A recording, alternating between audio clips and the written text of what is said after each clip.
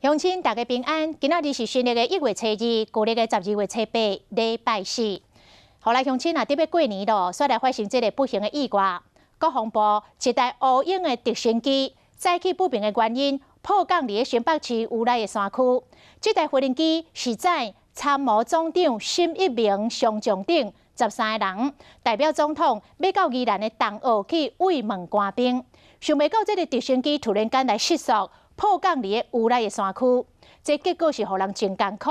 有8个人殉职，包括参谋总长沈一鸣在内。详细状况要请记者齐莹莹讲互乡亲知。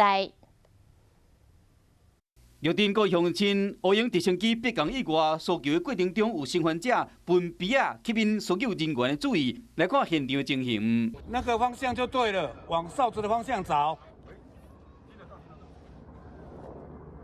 收到。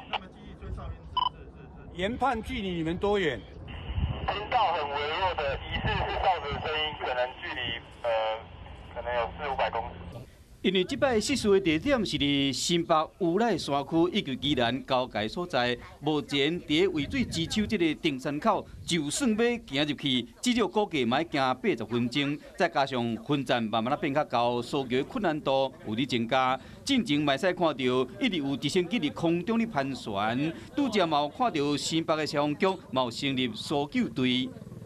目前最新的消息是，这飞机顶面13个人内面有8个人死亡，有5个人互人救起来。罹难者包括参谋总长沈一鸣、政战局的副局长余清文、前主席助理处长洪峰军少将等人，互人救起来，包括有黄佑民中将、周进平中将以及军文社的新闻官陈应德等人。到底是甚么款的原因造成直升机的迫降？ 是因为天气无好，分站较高，还是因为机械故障，甚至敢有人为的因素，拢需要国防部做进一步的调查甲说明。以上就是现场最新的情形，将镜头交还玉珍。